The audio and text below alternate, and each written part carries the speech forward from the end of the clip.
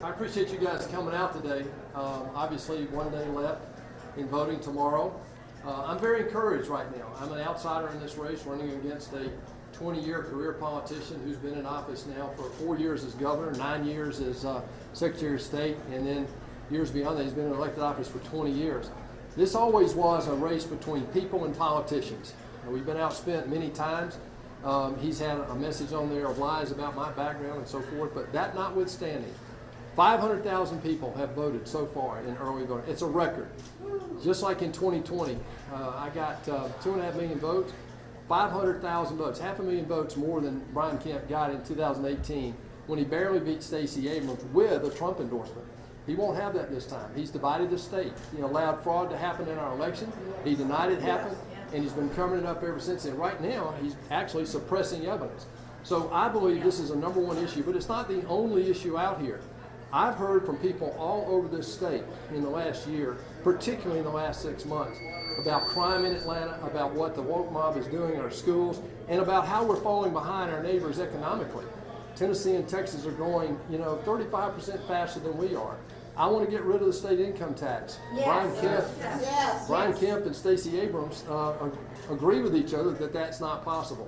I'm a business guy. 9 states don't have a state income tax. We can absolutely do that here in Georgia.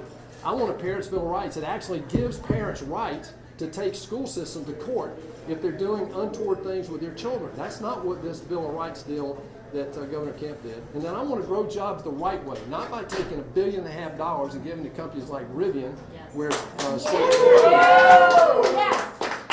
George Soros has a $2 billion investment. Ford Motor Company is even backing out of that investment now. So there are better ways to do that. And then I want to fix this election fraud situation in Georgia. It's very easy. I want a law enforcement agency dedicated to nothing but law enforcement of election law.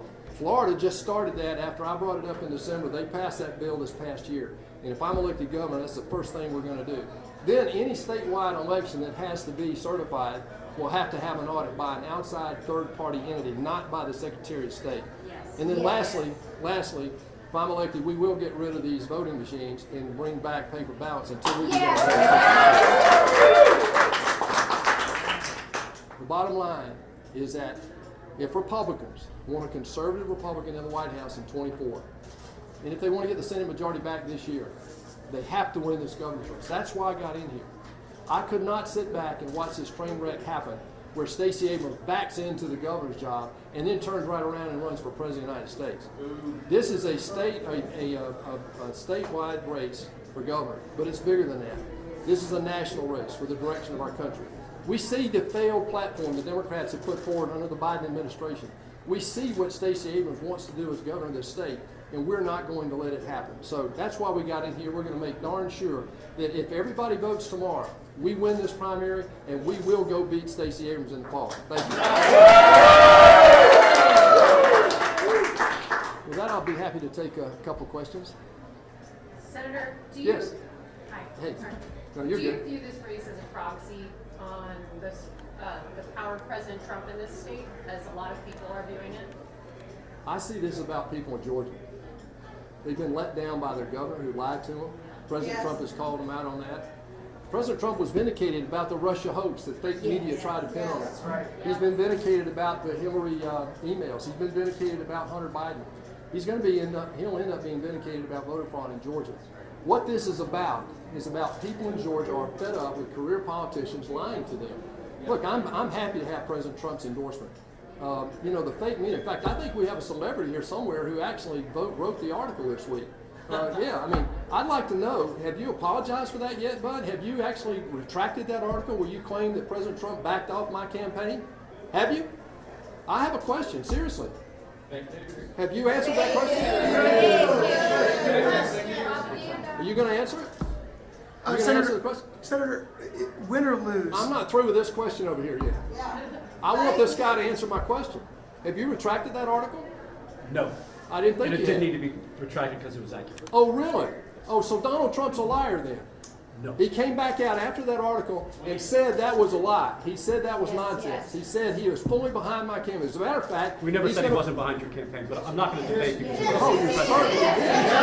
It was a- You said he washed his hands Now of your this, campaign. guys, hey, for everybody else, this is what's happened. Another person in this group has written 46 articles since November of 2020, and immediately called President Trump's claims of fraud in Georgia false claims without any evidence to back it up that it's false. This is why I'm running. People in Georgia are fed up. Emma, let me say one more thing about Emma's question. President Trump is going to have, everybody's talking about Emma, a one-loss record. President Trump's endorsement here is very important. Tonight, he will actually have a tele rally at 6:45. I'm encouraging anybody that wants to join that tele rally.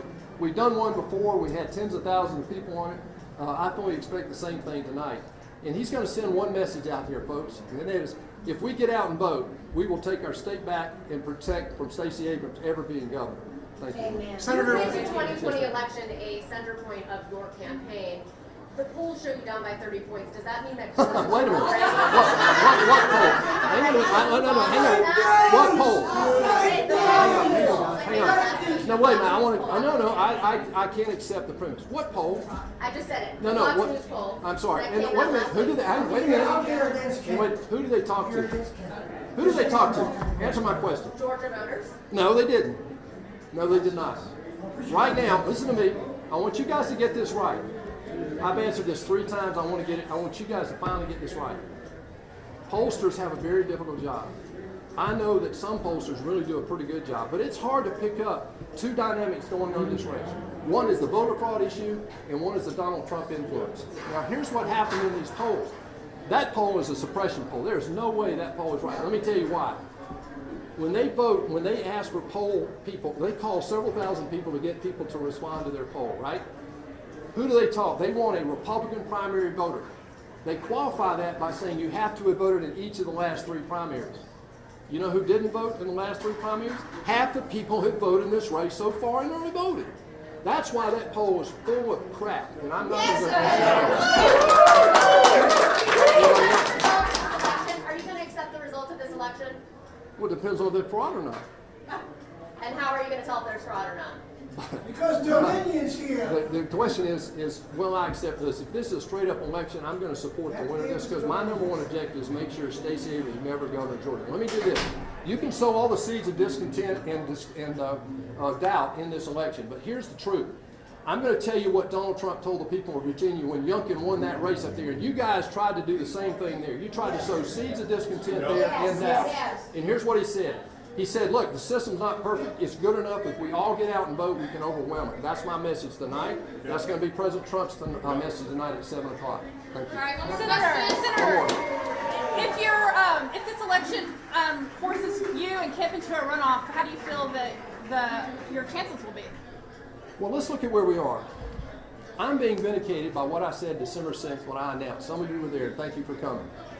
I said then that the reason I was running is that Governor Kemp had divided the party, and because of that, he could not beat Stacey Abrams. Here we are, the day before the primary, and he's struggling to get to 50%, guys.